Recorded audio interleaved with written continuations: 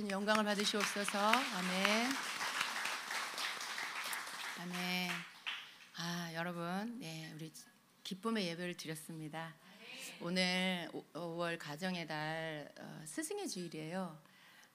스승의 주일이라서 기쁨의 예배를 드린 건 아니지만 우리의 예배 때마다 우리 하나님 앞에 기쁨의 예배를 드리지만 오늘 또 특별히 스승의 주일을 맞아서 우리 교회 학교 또 우리 쌤들 또 교회에서 작은 선물을 준비했습니다.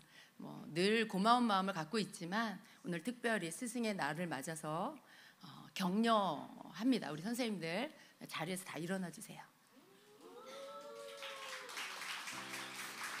우리 유치부, 또 어린이부, 또 청소년부, 청년부, 네, 이렇게 오늘 어떻게 집사님 왜 앉았다 일어났다? 최근에 선생님이 되셔가지고 괜찮습니다. 지금 현재 선생님이면 됩니다. 네, 여기 선생님들 어떻게 앞으로 선물, 앞으로 나오세요. 얼굴 한번 이렇게 보여주시고 여러분 우리 앞으로 나오셔서 이렇게 쓰시면 우리 선물 드리도록 하겠습니다. 우리 교회 학교를 위해서 다음 세대를 위해서 늘 수고하시는 우리 선생님들입니다. 아이들에게 때로는 엄마처럼, 언니처럼, 누나처럼, 형처럼 그렇게 친근하게 다가가서 함께 해준 그런 우리 선생님들 축복합니다.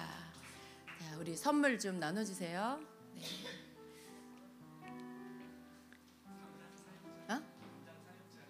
네, 담당 사역자가 선생님들한테 전달을 하겠습니다. 네, 축복합니다.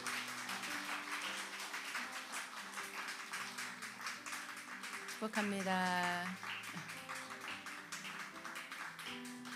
네, 축복합니다. 우리 한번 큰 격려의 박수 드리겠습니다. 네, 자리로 들어가시면 되겠습니다.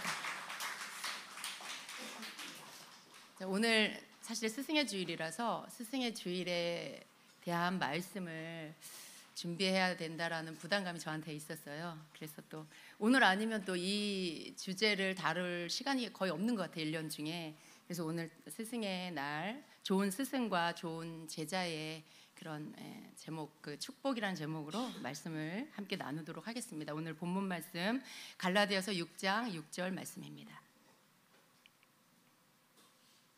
네, 함께 읽도록 합니다. 시작. 말씀을 배우는 사람은 가르치는 사람과 모든 좋은 것을 함께 나누어야 합니다. 네, 다시 한번 읽습니다. 말씀을 배우는 사람은 가르치는 사람과 모든 좋은 것을 함께 나누어야 합니다. 갈라디아 6장 6절 말씀이에요. 여러분 오늘 이제 스승의 주일인데요. 지금 잠깐 아마 다 오신 것 같지는 않은데요. 교회 학교 교사를 맡아서 이렇게 수고해 주시고 섬겨주시는 선생님들 다시 한번 격려하고요. 여러분들을 통해서 우리 주임제교회 다음 세대가 건강하게 잘 자라고 있습니다. 여러분이 늘 1부 예배 일찍 나와서 예배드리고 또 2부에 또 각 교회 학교 들어가서 또 섬겨주시는 거 너무나 감사하고요. 또 그 가르치는 자에 또 함께 해주는 선생님의 그 자리에서 아이들에게 항상 더 보이지 않아도 좋은 영향을 끼치고 있다는 것을 여러분이 아시기를 바랍니다. 우리 스승과 제자라는 이 관계는요, 사실 성경 안에 본을 볼 수 있어요. 스승과 제자, 우리 이 땅에도 스승과 제자의 관계가 있어요. 여러분은 때로 스승이고 또 누군가의 제자이기도 하죠. 우리는 스승이기도 하고 제자이기도 한데요. 성경에서 보는 이 스승과 이 제자의 관계를 좀 보도록 합니다. 성경에 많은 스승과 제자가 나오지만 그 가운데 좀 특별하게 우리가 보려고 하는 부분은 4종류입니다. 그래서 구약에서부터 이렇게 보면 가장 먼저 우리가 볼 수 있는 건 바로 모세와 여호수아입니다. 모세와 여호수아. 모세는 하나님의 부르심을 받고 애굽의 노예 생활로 고통 가운데 있는 이스라엘 백성들을 출애굽시켰죠. 물론 이 일의 모든 부분들은 하나님이 하셨죠. 그런데 모세는 하나님의 종으로 이스라엘의 지도자로 그 백성을 끌었어요. 모세는 굉장히 위대해 보여요. 항상 출애굽에서부터 보면 모세의 그 행한 모든 일들을 보면 지금도 이스라엘의 유대인들은 모세를 자기 나라의 가장 훌륭한 지도자, 마치 그들의 우상처럼 생각하는 그런 게 있어요. 위대한 지도자로 생각을 합니다. 아주 자랑스러운 지도자. 사실 모세 같은 그런 지도자가 없었죠. 그런데 그렇게 위대한 지도자인 모세가 이렇게 앞에 딱 보여요. 근데 여러분, 모세가 그렇게 일을 잘할 수 있도록 늘 곁에서 모세를 수종드는 사람이 있었어요. 바로 그가 여호수아예요. 여호수아는 항상 모세와 함께 동행하는 것들을 성경에서 볼 수가 있습니다. 여호수아는 항상 모세 옆에서 모세를 수종을 들었는데 우리가 성경을 자세히 보면은요, 하나님께서 모세를 만나 주실 때 항상 그 곁에 여호수아도 같이 있었던 것을 알 수 있어요. 그래서 모세가 하나님을 만날 때 그 옆에서 그걸 다 본 사람. 직접 하나님의 지시를 받거나 그런 건 아니에요. 하나님이 직접 여호수아를 만나서 말씀하시고 그런 건 아니에요. 그러나 모세를 만나 주신 그 하나님을 여호수아는 곁에서 늘 볼 수가 있었습니다. 하나님의 그 영광 가운데 임하시는 거, 그리고 그 음성을 여호수아도 들을 수 있었던 거죠. 모세가 시내산에서 40일 금식 기도를 하면서 하나님께 율법과 그 계명을 받으러 올라갔을 때, 여러분 아세요? 모세 혼자 올라간 게 아니고요, 여호수아를 데리고 갔다라는 것입니다. 말씀을 띄워주세요. 출애굽기 24장 12절 13절에 보면 하나님께서 모세를 부르시죠. 네가 산으로 올라와라 하십니다. 그리고 하나님께서 그 돌판에 몸소 율법과 계명을 너에게 주겠다라고 말씀하시죠. 산으로 불러 올리세요. 그런데 모세가 자기의 부관 여호수아를 데리고 하나님의 산으로 올라가는 것을 볼 수가 있습니다. 그때 여호수아는 본 거예요. 모세 곁에서 영광 가운데 임하시는 그 하나님의 임재를 눈으로 보았을 거고요. 또 모세에게 말씀하신 하나님의 음성도 들었을 것입니다. 그리고 또 여호수아는요, 모세를 통해서 어떻게 하나님을 섬겨야 하는지도 배웠습니다. 모세를 통해 여호수아는 예배를 배웠다는 것이죠. 모세가 하나님을 예배하고 성막을 떠난 후에도 여호수아는 계속해서 성막에 남아서 주님의 임재 속에 거할 줄도 알았습니다. 우리 이 구절은 함께 좀 읽도록 합니다. 주님께서는 마치 사람이 자기 친구에게 말하듯이 모세와 얼굴을 마주하고 말씀하셨다. 모세가 진으로 돌아가도 눈의 아들이며 모세의 젊은 부관인 여호수아는 장막을 떠나지 않았다. 이렇게 말씀해요. 참 이 한 구절이 굉장히 귀하다는 것을 우리가 알아야 합니다. 하나님을 예배하고 있는 거예요. 여호수아는 모세를 통해 하나님을 어떻게 예배하는지, 어떻게 그 임재 안에서 머무르는지를 배웠던 것입니다. 그리고 또 모세를 통해서 이 여호수아는요, 하나님의 말씀을 배웠고, 그리고 또 지도자로서의 어떤 지도력도 배웠을 것입니다. 그 옆에서 눈으로 보는 게 배우는 거예요. 하나님 앞에 늘 묻고 하나님의 응답을 받고 그것을 또 백성들에게 전달하고, 이런 모든 것들이 모세를 위대한 지도자로 만들 수 있었던 거죠. 여호수아는 그런 것들을 스승 곁에서 배웠던 것입니다. 여호수아가 잘한 거 뭘까요? 자신의 스승 곁에서 한결같은 마음으로 그 스승을 섬겼어요. 늘 스승의 편에 서는, 늘 스승을 자신이 이렇게 뭔가 보호하려고 하는 그런 마인드가 있었던 것을 우리가 알 수 있습니다. 근데 그 여호수아가 어떻게 됐을까요? 그 여호수아가 결국 모세의 뒤를 이어서 이스라엘의 지도자로 세움을 받게 됩니다. 그리고 모세가 했던 그 일을 이제 여호수아가 감당하게 됩니다. 민수기 27장에 보면은 모세가 죽기 전에 여호수아가 모세 후계자로 임명을 받는 장면이 나옵니다. 우리 27장 15절부터인데요, 18절부터 읽도록 하겠습니다. 18절부터 시작. 주님께서 모세에게 말씀하셨다. 너는 눈의 아들 여호수아를 데리고 오너라. 그는 영감을 받은 사람이다. 너는 그에게 손을 얹어라. 너는 그를 제사장 엘르아살과 온 회중 앞에 세우고 그들이 보는 앞에서 그를 후계자로 임명하여라. 너는 그에게 내가 가지고 있는 권위를 물려주어서 이스라엘 자손 온 회중이 그에게 복종하게 하여라. 바로 여호수아가 모세를 대신해서 지도자로 임명을 받는 그러한 장면입니다. 여러분, 훌륭한 스승을 통해서 훌륭한 제자가 나오죠. 여호수아는 모세의 뒤를 이어서 이미 자신의 스승이 했던 그 일들을 잘 해낼 수 있었습니다. 왜 그렇게 할 수 있었을까요? 그가 무엇보다도 하나님을 신뢰하고 믿음을 하나님을 신뢰하고 하나님을 의지하는 그 믿음을 모세를 통해 배웠고요. 또 그 순종하는 것들을 배웠기 때문에 그렇게 할 수가 있었던 것입니다. 또 우리가 성경에서 볼 수 있는 스승과 제자 가운데 엘리야와 엘리사가 있습니다. 엘리야와 엘리사, 이들도 스승과 제자의 관계입니다. 여러분, 하나님께서 엘리야를 통해서 엘리사를 부르십니다. 그리고 엘리사를 통해 엘리야를 통해 엘리사에게 기름을 붓습니다. 제가 또 말씀 중에 이 이름을 바꿔서 말하더라도 여러분 이해해 주세요. 왜 이렇게 다른 사람인데 형제처럼 이름이 비슷한지.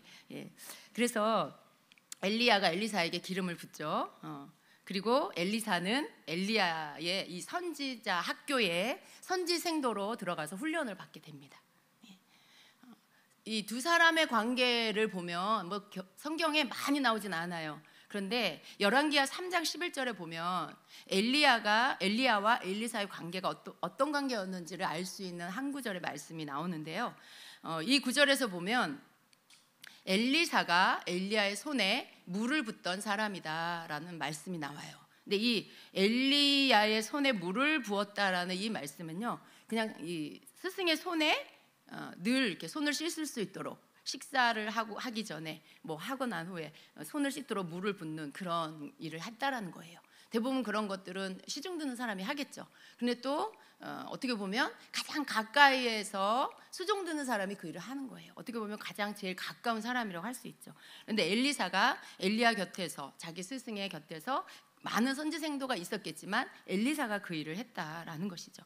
여러분, 이 말씀은요, 엘리사가 엘리야 곁에서 많은 것들을 배웠다라는 것을 암시하기도 해요.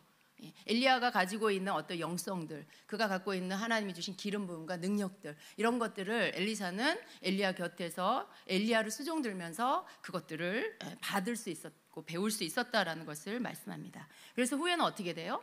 엘리사가 자신의 스승인 엘리야를 이어서 그 이스라엘의 선지자가 되죠. 그런데 놀라운 사실은 뭐예요? 엘리사가 엘리야보다 더 놀라운 능력과 기적들을 행했다라는 사실이에요. 엘리야가 하지 못했던 기적들을 엘리사는 그 기적들을 행하는 것들을 볼 수가 있습니다.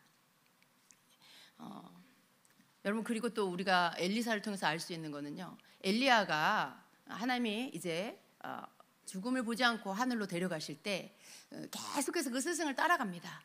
이제 오지 마라 해도 계속 끝까지 따라가죠.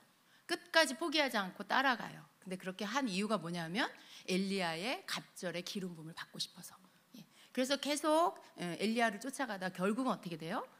결국은 그 갑절의 기름 부음을 받습니다. 엘리야의 겉옷을 취하고, 그리고 그 겉옷으로 막 물을 치니까 어떻게 해요? 그 물이 엘리야가 했던 것처럼 물이 막 갈라지는, 그러면서 그 이후에 계속해서 기적들이 나타나는 것도 볼 수 있어요. 그 말은 엘리야의 기름 부음을 갑절로 엘리사가 받았다라는 그런 뜻이에요. 여러분, 스승과 제자 사이에 내 스승이니까, 내가 제자니까 나의 스승님이 가지고 있는 거 내가 그대로 받을 수 있어, 이게 아니라 정말 이 제자가 스승을 어떻게 섬기고 그리고 어떻게 사모했는지, 어떻게 그가 가지고 있는 하나님의 놀라운 것들을 사모했는지를 우리는 이렇게 볼 수가 있습니다. 그래서 우리가, 여러분 뭔가 하나님께로부터 뭔가 좋은 것들을 얻기를 원하신다라면 성경에 나오는 그렇게 하나님께 쓰임받는 자들을 좀 유심히 자세하게 보셨으면 좋겠습니다.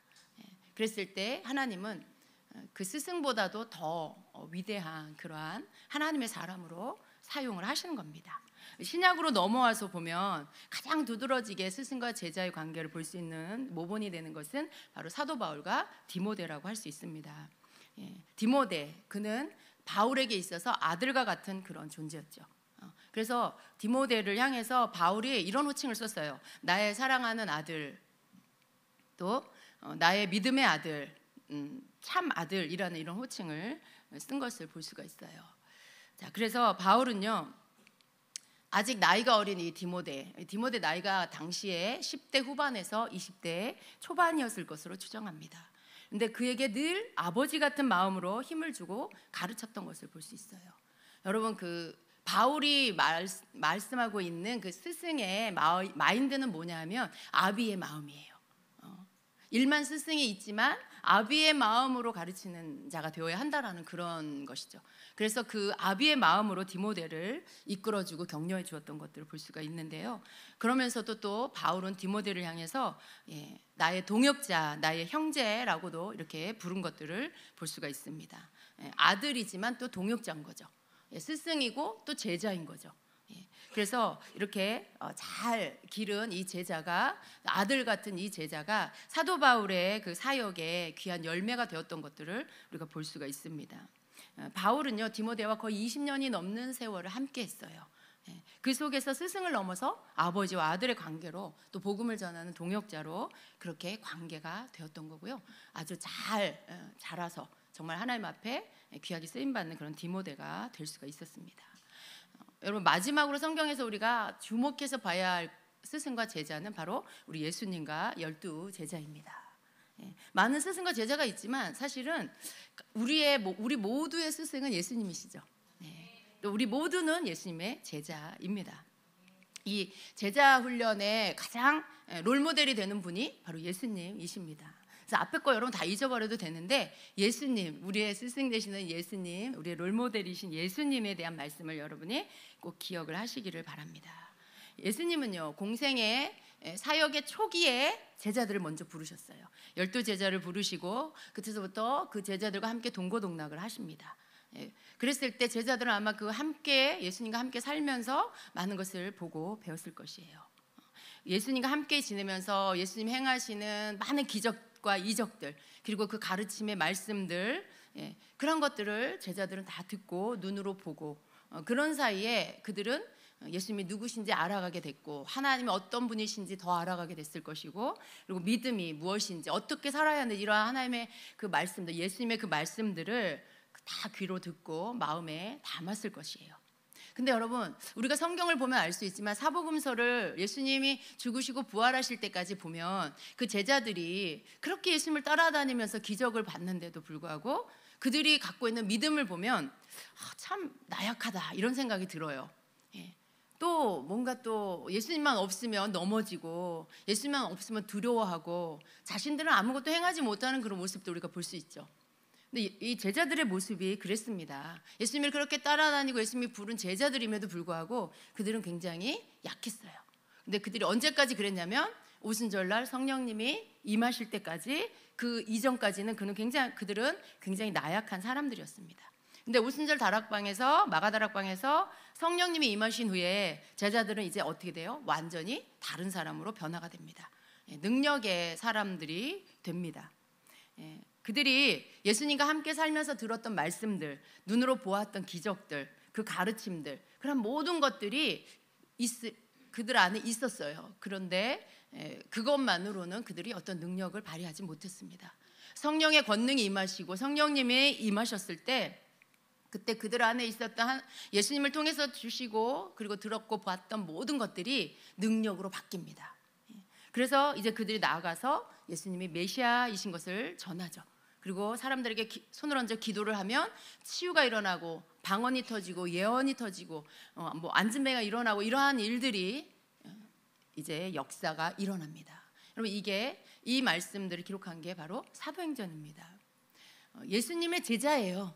그런데 예수님의 제자이지만 성령이 임하신 후에 그들이 변하여 새 사람이 되었다는 것을 볼 수 있죠. 여러분, 우리도 마찬가지죠. 오늘날 우리도 마찬가지입니다. 예수님을 믿는 모든 믿는 자들은요, 성령님이 임하심으로 그 다음에 진정한 예수님의 제자가 되는 거예요. 오랜 교회 생활을 했는데도 여전히 말씀은 많이 아는데 믿음이 별로 없고, 그리고 또 두려움이 여전히 있고, 누군가를 위해서 내가 담대하게 기도도 못 해주고, 그런 분이 계시나요? 여러분, 우리가 예수님의 제자라는 것을 믿으시기 바랍니다. 예수님의 제자, 난 예수님의 제자야. 그런데 그 제자에게 꼭 필요한 것은 성령의 충만입니다. 이 예수님의 12 제자들처럼 성령의 권능을 받아야 돼요. 그리고 날마다 성령의 충만함을 받을 때 진정한 예수님의 제자의 삶을 살 수가 있는 것입니다. 성령님은 우리를 예수님께로 인도하는 그런 분이시죠. 그래서 우리가 참된 예수님의 제자가 될 수 있도록 우리를 이끌어 주시는 분입니다.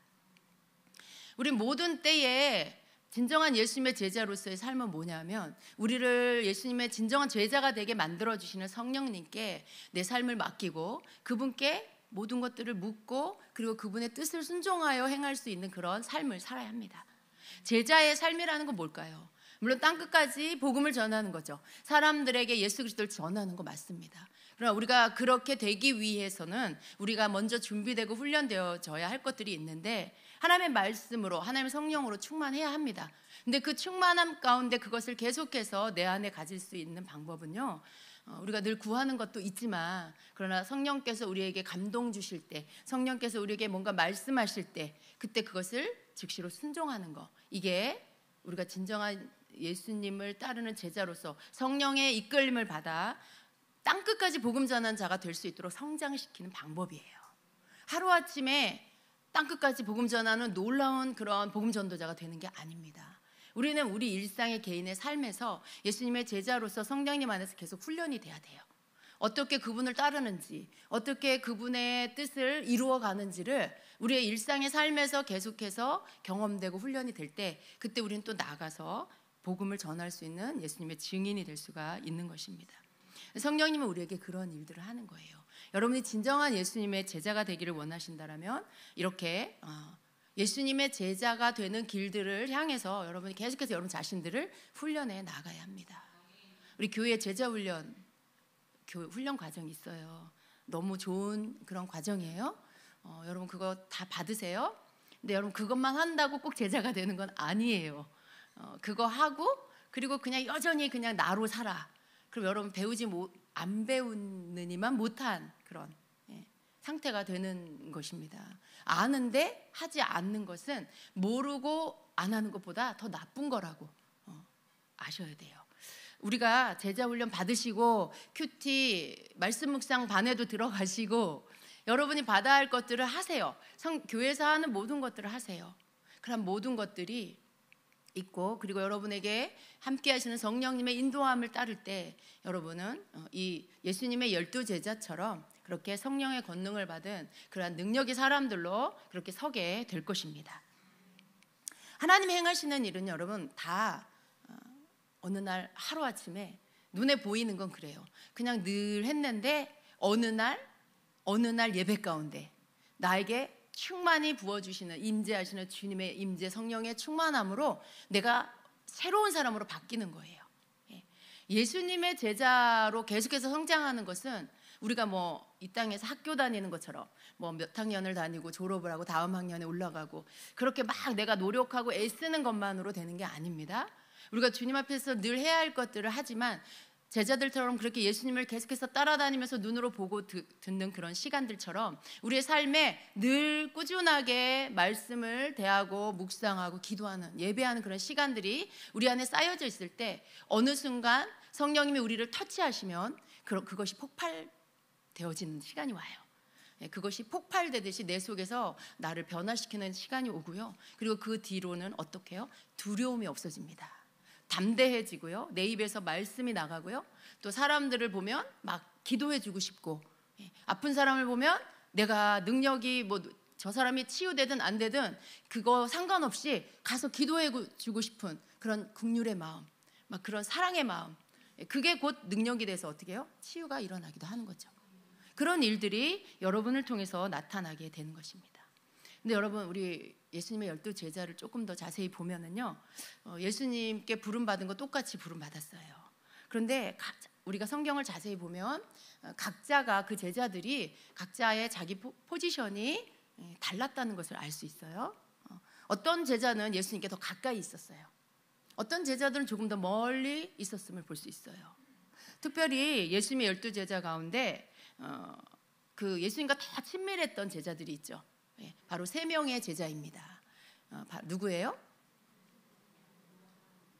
여러분, 우리가 이렇게 외부 목사님 모셔서 집회를 할 때 목사님이 이런 걸 예를 들어 이렇게 여러분에게 물어봐. 예수님과 가장 가까웠던 제자 3사람이 누구죠? 이렇게 물어보면 지금처럼 하시면 안 돼요. 아니 주임제교회 성도들이 그 세 제자가 누구인지도 자신감이 없나 잘 모르나 이렇게 생각할 수 있어요. 자신 있게 아주 확실하게 대답을 할 수 있으셔야 합니다. 예. 누구예요? 예, 그렇게 적어도 이 정도 크기로 말씀하셔야 여러분 다 아시잖아요. 예. 베드로와 야고보와 요한입니다. 근데 이 세 제자는 특별히 예수님하고 좀 더 가까웠어요. 근데 예수님이 말씀에 보면 항상 보면 이 세 명의 제자들을 항상 데리고 다녔던 것들을 보게 돼요. 다른 제자들은 아닌데 이 세 제자는 데리고 다니는 모습을 보게 됩니다. 예를 들어서 예수님이 변화산에 올라가셨을 때 거기서 엘리야와 모세를 만나게 되시죠. 몸이 변형돼서 아주 흰, 이 세상에서 빨래하는 사람이 빨래해서 그렇게 희귀할 수 없을 정도로 아주 희고 광채가 나는 그런 모습으로 변화되는데, 그때 보면 거기에 누구를 데리고 가요? 베드로와 야고보와 요한만을 데리고 갑니다. 우리 마가복음 9장 2절 볼까요? 그리고 엿새 뒤에 예수께서 베드로와 야고보와 요한만을 데리고 따로 높은 산으로 가셨다. 그런데 그들이 보는 앞에서 그의 모습이 변하였다. 여기 보면 세 제자만 예수님 데리고 가신 것을 볼 수 있습니다. 또 회당장 야이로의 딸이 죽었을 때 그 아이를 살리기 위해서 그 집으로 가시는데, 그 아이를 살리는 그 현장에 이 세 제자만 데리고, 그리고 그 부모와 그 제자들만 들어오게 하고 다른 사람 들어오는 걸 허락하지 않으셨다라고 말씀하고 있어요. 여러분 그 자리에 있기를 원하십니까? 또 예수님이 잡히시던 밤에 예수님이 막 그 땀방울이 핏방울이 되도록 힘쓰는 기도를 하셨죠. 그 겟세마네 동산에서의 그 기도 자리에 예수님은 또 거기에서도 보면 이 세 제자와 다른 제자들과도 거리를 두셨던 것들을 우리 볼 수 있어요. 그래서 말씀을 보면은 그걸 우리가 알 수가 있는데요. 마가복음 14장 32절에 보면 그들은 겟세마네라고 하는 곳에 이르렀다. 예수께서 제자들에게 말씀하시기를 내가 기도하는 동안에 너희는 여기에 앉아 있거라 하십니다. 베드로와 야고보와 요한을 데리고 그리고 가세요. 보세요. 제자들에게 말씀하셨어요. 너희는 여기에 앉아 있어라 이렇게 해요. 근데 그들을 걷어두고 베드로와 야고보와 요한을 따로 데리고 예수께서 또 조금 더 거리를 두고 가시는 거예요. 그리고 예수님께서는 매우 놀라며 괴로워하기 시작하셨다. 그래서 그들에게 말씀하셨다. 내 마음이 근심에 쌓여 죽을 지경이다. 너희는 여기에 머물러서 깨어 있어라. 그러니까 아까 그 제자들하고 또 분리해서 이 세 제자는 예수님이 이렇게 조금 거리를 두시고 데리고 가신다면 어떻게 해요? 예수님의 심경을 말씀해 주세요. 내가 너무 지금 괴롭다, 힘들다, 내가 죽을 것 같다. 너희가 여기서 깨어 있어라 라고 말씀해요. 그 깨어 있어라는 말은 깨어서 기도해라 라는 말씀이죠. 어떻게 알아요? 나중에 예수님이 기도하시다 와보니까 졸고 있어요. 그러니까 1시간도 깨어서 기도할 수 없더냐 이렇게 말씀하시죠. 예수님이 깨어 있으라고 하신 말씀은 기도하고 있어. 나를 위해 기도해라. 또 이 시간 이후의 시간들을 위해서 기도해라 이런 말씀인 거죠. 근데 이렇게 다른 제자들과 이 세 제자를 조금 더 거리를 이렇게 띄워 두셨다는 걸 알 수 있죠. 그리고서 조금 나아가서 땅에 엎드려 기도하시기를 될 수만 있으면 이 시간이 자기에서 비껴나가게 해달라고 하셨다. 그러니까 예수님은 맨 이쪽에 나머지 제자들을 두고, 그리고 그들에게서 조금 떨어진 곳에 세 제자 베드로와 야고보와 요한을 두고, 그리고 그들에게서 조금 떨어진 곳에서 예수님이 기도하신 거예요. 그런데 다른 점이 뭐냐면 이 세 제자에게는 예수님 곁에 좀 더 가까이 두시고 또 그들에게는 예수님의 지금 힘든 마음의 상태를 보여주셨다는 거죠. 여러분 이 나머지 제자들에게는 왜 그걸 안 하셨을까요? 예수님이 보면 가만히 보면 우리 예수님도 사람 차별하시는구나. 예수님도 다르지 않으신 면이 있네. 혹시 그러시나요? 여러분 예수님 그런 분이 아니에요. 예수님은 우리 인간처럼 뭐 나한테 잘해주는 사람 차별하고 더 좋아하고 뭐 이 사람은 싫어하고 저 사람 좋아하고 그러지 않아요. 예수님은 이렇게 하셨지만 그렇다고 나머지 제자들을 뭐 덜 사랑했냐 그렇지 않아요. 예수님은 다 사랑하셨어요. 다 사랑하셨지만 그런데 차이는 뭐냐면 똑같이 사랑하신 건 아니라는 거죠. 여러분 다 사랑하세요. 그런데 모두를 똑같이 사랑하진 않아요. 근데 여러분 거기 억울한 사람 있으세요? 예수님이 여러분을 똑같이 사랑하지 않는다고 하시면 여러분 혹시 그것이 섭섭한 분이 계신가요? 여러분 사랑을 받는 것은요 내가 어떻게 하냐에 달려 있는 거죠. 예수님은 사랑이시기 때문에 아무도 미워하지 않아요. 예수님을 가룟 유다까지도 예수 묘하지 않으셨어요. 예. 다 사랑하세요. 그런데 더 사랑한 사람이 있더라고요. 말씀에도 보면 이 제자들도 보면 더 사랑한 제자가 있어요. 근데 그들을 보면 예수님이 예수님 취향에 맞는 제자여서가 아니라, 예수님한테 잘 보이는 제자여서가 아니라, 예수님은 사람의 속을 꿰뚫어 보시잖아요. 우리의 속을 다 아세요. 근데 뭘 보셨을까요? 그 세 제자 안에는 다른 제자들보다 더 예수님을 사랑하고 믿음이 있고, 그리고 열정, 갈망, 이런 열정들, 주님을 향한 더 뜨거운 마음, 더 뜨겁게 사랑하는 것, 또 믿는 마음, 이런 것들을 보신 거죠. 그게 다 있지만 이 세 제자에겐 더 많았을 것입니다. 그걸 아신 거죠. 여러분, 나를 사랑하는 자를 내가 사랑하고, 예수님 사랑하세요. 하나님 다 사랑하세요. 근데 사랑하는 자, 더 사랑해. 나는 저 사람, 나는 주님 우리 위해서 죽어. 그러니까 베드로는 아직 성령 받기 전에 예수님이 죽으러 가신다니까 어떻게 해요? 나도 내가 주님을 위해 죽겠습니다, 이래요. 근데 그게 그 베드로의 마음인 거죠. 내가 그렇게 예수님 사랑합니다라는 뜻이죠. 그러나 그게 자기 힘으로 하려고 했던 것이기 때문에 이룰 수 없었어요. 근데 그게 베드로의 예수님을 향한 사랑이라는 걸 아셨죠. 거기에 여러 가지가 섞였겠지만 어쨌든 베드로는 그 기질대로 예수님을 뜨겁게 사랑했습니다. 근데 그런 어떤 차이가 있는 거예요.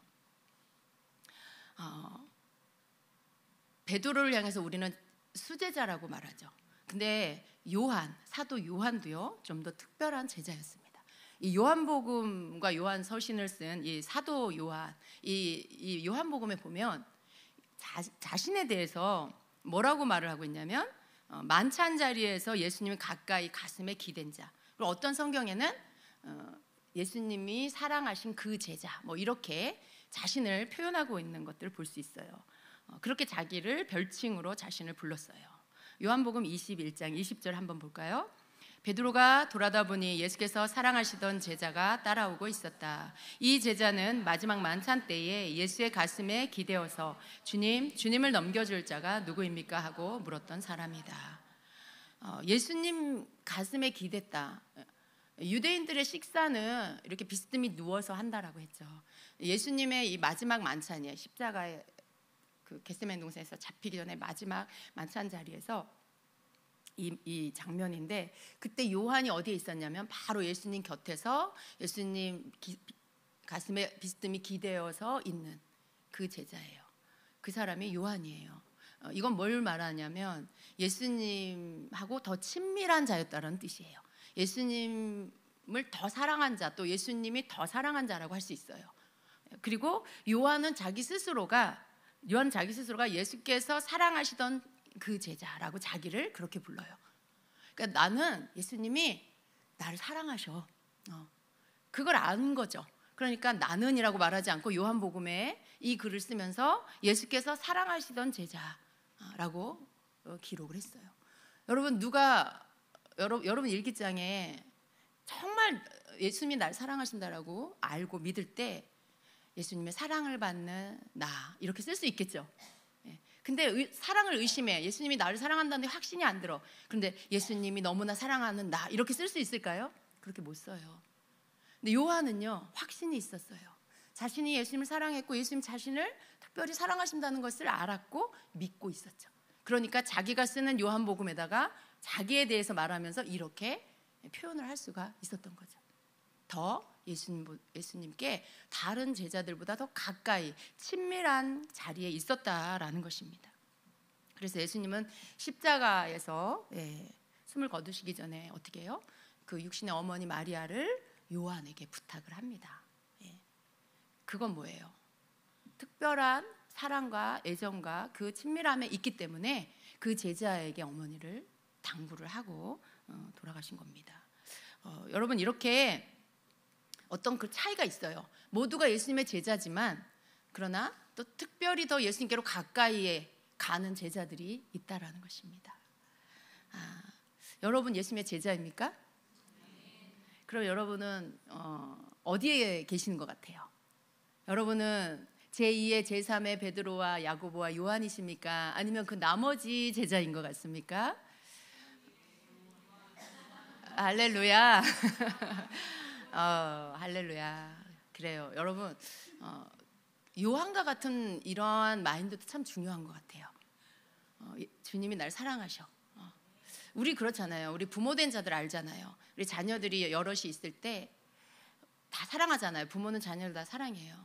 그런데 어떤 자녀는 자꾸 의심해. 엄마는 나보다 쟤를 더 사랑한 것 같아. 근데 아닌데 부모는 다 사랑하고 각각 사랑하는데 엄마는 나보다 동생을 더 이뻐하는 것 같아. 그래서 막 삐져. 그러면요, 속상하기도 하고 좀 화가 나기도 해요. 그리고 쟤는 왜 저런 생각을 해? 그리고 답답해요, 마음이. 근데 잘해주는 것도 없고 그러는데 뭐 사줄 때도 맛있는 것도 예를 들어 언니를 더 많이 해주는데 그 동생은 너무 이렇게 마음이 털털하고 늘 그냥 믿어. 엄마가 세상에서 날 제일 사랑해. 나는 엄마한테 없으면 안 되는 존재야. 뭐 이렇게 생각을 하고 말을 해요. 그럼 어때요? 너무 이쁘죠? 그 자녀가 너무 이쁜 거예요. 이런 게 필요하다는 거죠. 여러분, 주님 사랑하잖아요, 그죠? 다 예수님 사랑하잖아요. 그런데 자꾸만 여러분이 마음 가운데 예수님 날 사랑하지 않으셔, 이렇게 하면요, 예수님 마음 답답하신 거죠. 그리고 더 예수님께로 가까이 갈 수가 없는 거예요.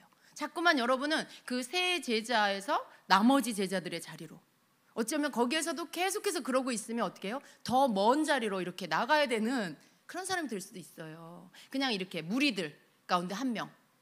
이 12제자 외에 또 70인의 제자가 있고 또 150명 이렇게 점점 더 무리들로 이렇게 그들도 예수님을 따랐기 때문에 다 제자예요. 그런데 여러분, 제자라도 구별된 이렇게 차별이 있다라는 걸 아셔야 돼요. 세 제자, 12제자. 그 여러분 70인의 제자 안으로 들어가실 건가요? 싫죠? 저도 싫어요. 네. 예수님 가까이 있고 싶어요. 예수님 바로 옆에, 예수님 팔짱 끼고 있고 싶어요. 예수님 어깨에 기대 있고 싶어요. 여러분도 그렇잖아요. 여러분, 그러려면 베드로와 야고보와 요한처럼 정말 주님을 사랑하는 자가 돼야 되고요.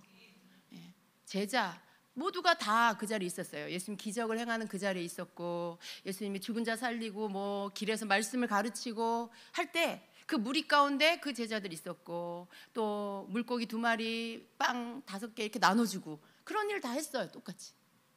근데 그 속에서 그냥 있을 수 있어요. 그러나 여러분, 그 속에서 여러분이 어떻게 하느냐에 따라 이 세자 안에, 무리 안에 들어가서 예수님 곁에 있는 자가 될 수도 있고 그렇지 않을 수도 있다는 거 꼭 기억하셔야 돼요. 예수님이 차별하신 게 아니다.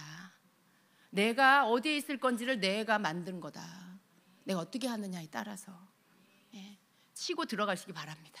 그 세 제자의 그 무리 안으로, 그 그룹 안으로 여러분 치고 들어간 자 되세요.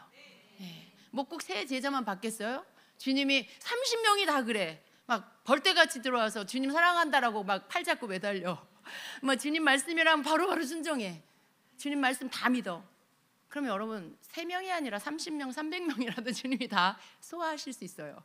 이 세상에 그런 자가 얼마나 많겠어요. 베드로와 야고보와 요한 같은 자가 온 세상 가운데 얼마나 많겠어요. 그렇지만 우리 주님은 그들이 더 많을수록 기뻐하시는 우리 예수님이십니다. 근데 우리는 그 가운데 들어가는 자가 되어야 하겠습니다. 우리가 스승의 날에 우리가 어떤 사람은 스승의 자리에 있을 수 있어요. 리더의 자리에 있고 누군가를 가르치고 이끄는 자리에 있을 수 있어요. 그렇지만 항상 우리가 기억해야 될 것은 뭐냐면 우리는 예수님의 제자다. 나는 예수님의 제자다라는 거. 지금도 계속해서 뭐예요? 배워가는 거예요. 계속해서 예수님의 제자로서 계속해서 성장해 가는 겁니다. 마태복음 10장 24, 25절에 이런 말씀이 있어요. 제자가 스승보다 높지 않고 종이 주인보다 높지 않다. 또 다음 절 함께 읽을까요? 제자가 제 스승만큼 되고 종이 제 주인만큼 되면 충분하다. 네, 여기까지. 우리가 앞에 절만 봅니다. 네, 예수님의 말씀이에요. 그런데 제자가 제 스승만큼 되고 종이 제 주인만큼 되면 충분하다라는 말씀. 그러니까 우리는 예수님만큼 잘하면 돼요. 되게 쉬운 것처럼 말하네요, 그죠? 네, 되게 어려운 건데. 그런데 스승 여러분의 지금의 단계에서 여러분이 바라보는 스승만큼 되시고, 그리고 그 다음 단계에는 또 그 다음 단계에 또 성장해 가시기를 축복합니다. 우리 주님을 사랑할 때 우리는 예수님의 진정한 제자로 그렇게 성장하게 될 것입니다. 그래서 여러분 또 누군가에게 좋은 스승이 되시기를 축복합니다. 내가 좋은 제자가 되고, 그래서 그 스승을 통해 잘 배운 자는요, 누군가에게 또 좋은 스승이 될 수 있어요. 그래서 좋은 제자를 길러내서 그를 통해서 또 그가 또 주님께 영광을 돌리는 좋은 제자, 그렇게 또 내가 했던 일을 그가 더 잘할 수 있는 그런 제자를 만들어낼 수 있습니다. 우리 모두는요, 주님의 제자로 많은 사람들을 또 누군가의 스승이 돼서 그들을 예수님께로 이끄는, 그들이 예수님의 제자가 되게 하는 그러한 스승이 또 되어야 합니다. 여러분 그렇게 되시기를 예수님의 이름으로 축복합니다. 아멘.